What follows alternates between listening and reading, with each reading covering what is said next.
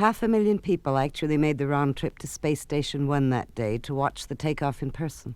And back on Earth, 100 million video screens flashed the picture of Captain Melnick's gloved hand waving a dramatic farewell at the port, while the other hand slowly pressed down the lever that would fire the ship out beyond the orbit of the artificial satellite, past the moon and the planets, into unknown space.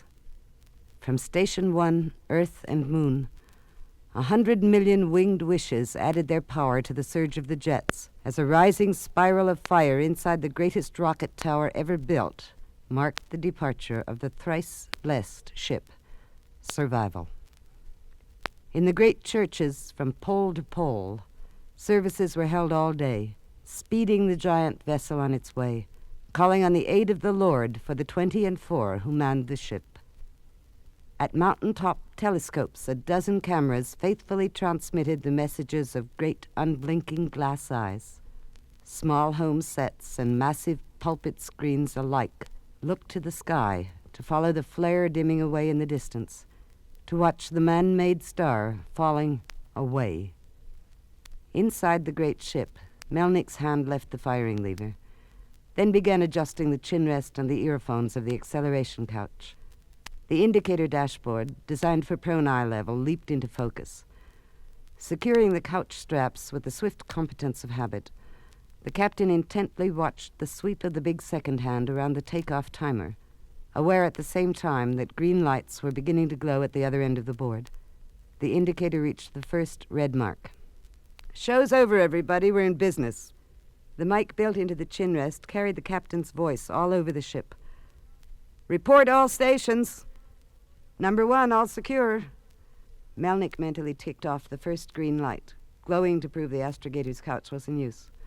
"Number 2, all secure. Number 3, 4, 5. The rhythmic sing-song of pinpoint timing and takeoff was second nature by now to the whole crew. One after another, the green lights glowed for safety, punctuating the litany, and the gong from the timer put a period neatly in place after the final, "All secure!" 8 seconds to blackout, the captain's voice warned. 7, 6, stand by. The first wave of acceleration shock reeled into 24 helmet-sheathed heads on 24 individually designed headrests. 5! It's got to work, Melnick was thinking, fighting off unconsciousness with fierce intensity. 4! It's got to. 3! Got to. 2! Got to. At the space station, 500,000 watchers were slowly cleared from the giant takeoff platform. They filed in long, orderly lines down the ramps to the interior and waited there for the smaller Earth rockets that would take them home. Waiting, they were at once elated and disappointed. They had actually seen no more than could be seen at the same place on any other day.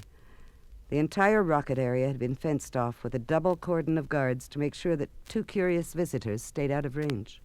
Official explanations mentioned the new engine, the new fuel, the danger of escaping gases.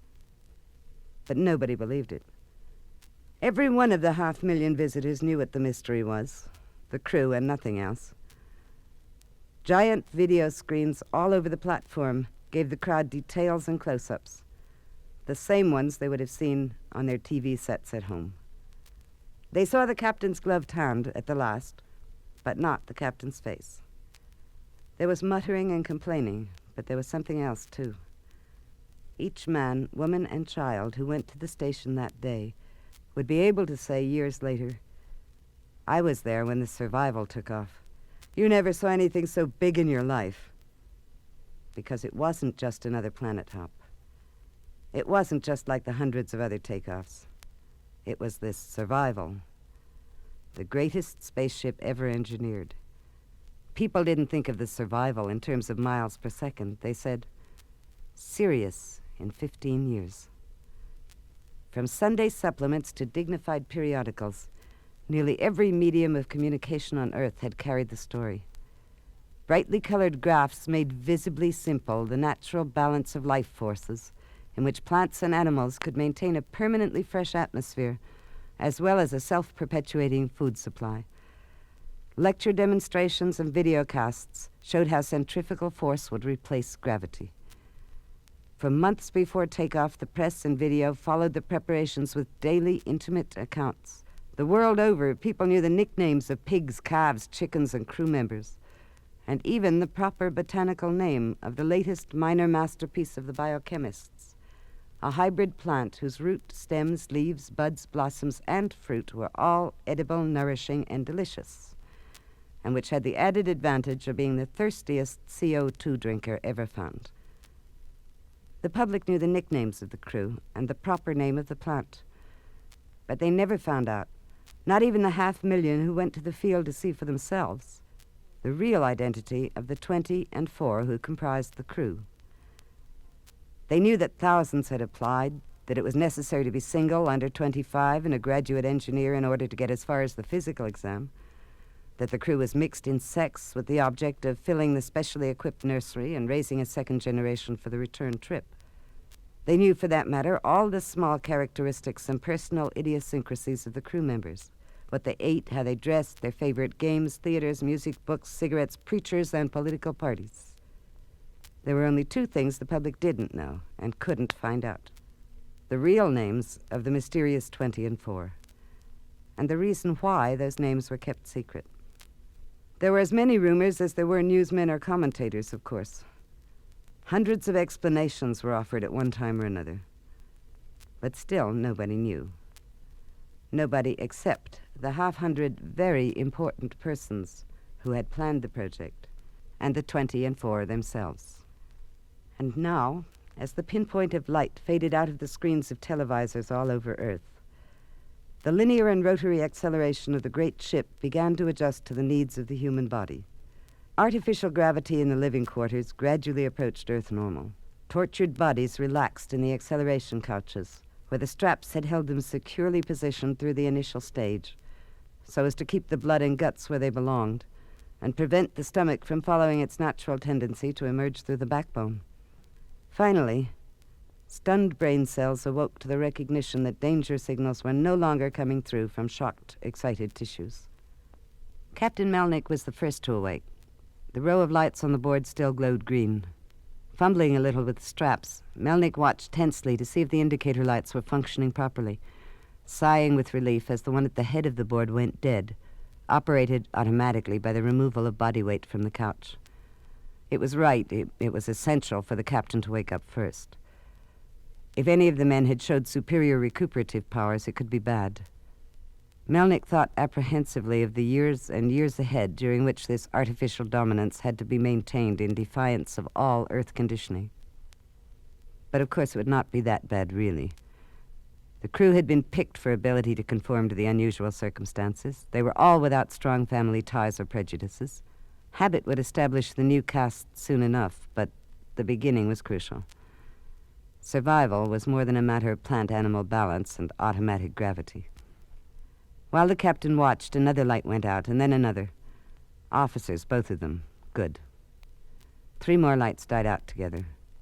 The men were beginning to awaken, and it was reassuring to know that their own couch panels would show them that the officers had revived first. In any case, there was no more time for worrying. There were things to be done. A detail was sent off immediately to attend to the animals, release them from the confinement of the specially prepared acceleration pens, and check them for any possible damage incurred in spite of precautions. The proportions of human, animal, and plant life had been worked out carefully beforehand for maximum efficiency. Now that the trip had started, the miniature world had to maintain its status quo or perish. As soon as the necessary crew were awake, Lieutenant Johnson, the 3rd officer, took a group of 8 out to make an inspection of the hydroponic tanks that lined the hull. Nobody expected much trouble here. Being at the outermost part of the ship, the plants were exposed to high gravity equivalent. The outward pull exerted on them by rotation should have held their roots in place, even through the tearing backward thrust of the acceleration. But there was certain to be a large amount of minor damage to stems and leaves and buds, and whatever there was would need immediate repair. In the ship's economy, the plants had the most vital function of all, absorbing carbon dioxide from dead air already used by humans and animals, and deriving from it the nourishment that enabled their chlorophyll systems to release fresh oxygen for reuse in breathing. There was a vast area to inspect. The rows of tanks marched solidly from stem to stern, all around the inner circumference of the hull. Johnson split the group of 8 into 4 teams, each with a biochemist in charge to locate and make notes of the extent of the damage, and an unclassified man as helper, to do the dirty work, crawling out along the catwalks to mend each broken stalk. Other squads were assigned to check the engines and control mechanisms, and the last 2 women to awake got stuck with the booby prize, first shift in the galley. Melnick squashed their immediate protests with a reminder that they had hardly earned the right to complain, but privately the captain was pleased at the way it had worked out. His first meal on board was going to have to be something of an occasion. A bit of ceremony always helped, and above all, social procedures would have to be established immediately. A speech was indicated, a speech Melnick did not want to have to make in the presence of all 24 crew members. As it worked out, the 4 would almost certainly be kept busy longer than the others. The buzzing of the intercom broke into the captain's speculations. "Lieutenant Johnson reporting, sir." Behind the proper, crisp manner, the young lieutenant's voice was clearly frightened. "Having trouble down there?" Melnick was deliberately informal, knowing the men could hear over the intercom, and anxious to set up an immediate feeling of unity among the officers. "One of the men complaining, sir." The young lieutenant sounded more confident already. "There seems to be some objection to the division of work." Melnick decided against any public discussion on the intercom. "Stand by, I'll be right down." All over the ship, air ducts and companionways led from the inner-level living quarters down to the outer level of tanks. Melnick took the steps 3 at a time and reached the trouble zone within seconds after the conversation ended. "Who's the troublemaker here?" "Kennedy, on assignment with Petty Officer Giorgio for plant maintenance." "You have a complaint?" Melnick asked the swarthy, dungareed man. "Yeah." The man's voice was deliberately insolent. "I thought I was supposed to be a pampered darling this trip. How come I do all the dirty work here and Georgie gets to keep so clean?" His humor was too heavy to be effective. "Captain's orders," Melnick snapped. "Everybody has to work double time till things are squared away. If you don't like the job here, I can fix you up in the brig. Don't worry about your soft quarters. You'll get 'em later and plenty of 'em. It's going to be a long trip." The captain glanced up at the chronometer built into the overhead. "But it's not much longer to dinner. You better get to work if you want to hit the chow while it's hot. Mess call in 30 minutes. Melnick took a chance and turned abruptly away, terminating the interview. It worked. Sullen but defeated, Kennedy hoisted himself back up the catwalk and then began crawling out to the spot Giorgio pointed out. Not daring to express their relief, Lieutenant and Captain exchanged one swift look of triumph before Melnick walked wordlessly off. In the big central room that would be mess hall, social hall, and general meeting place for all of them for 15 years to come, or twice that time if Sirius did not have a habitable planet, the captain waited for the crew members to finish their checkups. Slowly they gathered in the lounge, ignoring the upholstered benches around the sides and the waiting table in the center, standing instead in small, awkward groups. An undercurrent of excitement ran through them all, evoking deadly silences and erupting in bursts of too noisy conversation, destroying the joint attempt at an illusion of nonchalance. They all knew, or hoped they knew, what the subject of the captain's first speech would be. And behind the facade of bronzed faces and trimly muscled bodies, they were all curious and a little afraid. Finally, there were 20 of them in the room, and the captain rose and rapped for order. "I suppose," Melnick began, "you'll all want to know our present position and the results of the checkup." 19 heads turned as one, startled and disappointed at the opening. "However," the captain continued, smiling at the change of expressions the single word brought, "I imagine you're all as hungry and impatient as I am. So I shall put off the more routine portions of my report until our other comrades have joined us. There's only one matter which should properly be discussed immediately." Everyone in the room was acutely conscious of the 4. They had all known, of course, how it would be. But on Earth, there had always been other ordinary men around to make them less aware of it. Now the general effort to maintain an air of artificial ease and disinterest was entirely abandoned, as the captain plunged into the subject most on everyone's mind. "Our ship is called the Survival. You all know why. Back on Earth, people think they know why, too. They think it's because of the plants and artificial gravity and the hundreds of other engineering miracles that keep us going.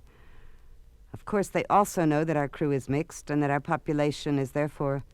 The captain paused, letting an anticipatory titter circle the room.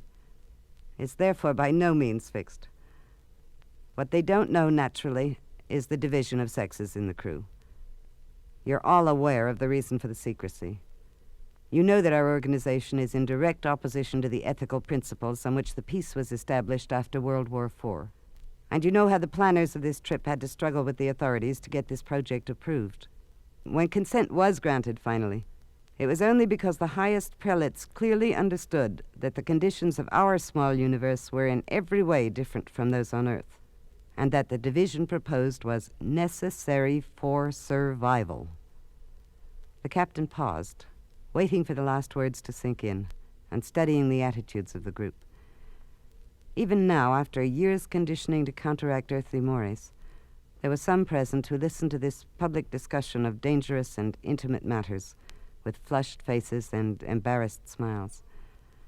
You all realize, of course, that this consent was based finally on the basic principle itself. Automatically, out of long habit unbroken by that year's intensive training, the captain made the sign of the olive branch. Survival of the race is the first duty of every ethical man and woman. The command was intoned meaningfully, almost pontifically, and brought its reward as confusion cleared from some of the flushed faces. What we are doing, our way of life now, has the full approval of the authorities. We must never forget that. On Earth, survival of the race is best served by the increasing strength of family ties. It was not thought wise to endanger those ties by letting the general public become aware of our unorthodox system here on board. A general understanding on Earth of the true meaning of the phrase the 20 and the 4 could only have aroused a furor of discussion and argument that would in the end have impeded survival both there and here. The knowledge that there are 20 of one sex on board and only 4 of the other, that children will be born outside of normal family groups and raised jointly, I need not tell you how disastrous that would have been. Melnick paused, raising a hand to dispel the muttering in the room. I wanted to let you know, before the 4 arrive, that I've made some plans which I hope will carry us through the initial period in which difficulties might well arise. Later, when the groups of 6, 5 of us and 1 of them in each, have been assigned their permanent quarters, I think it would be possible, in fact necessary, to allow a greater amount of autonomy within those groups. But for the time being, I've arranged a, shall we call it a dating schedule? Again the captain paused, waiting for tension to relieve itself in laughter. I have arranged dates for all of you with each of them during off-duty times over the next month. Perhaps at the end of that time, we'll be able to choose groups. Perhaps it will take longer. Maternity schedules, of course, will not be started until I'm certain that the grouping is satisfactory to all. For the time being, remember this. We are not only more numerous than they, but we are stronger, and in our social placement here, more fortunate.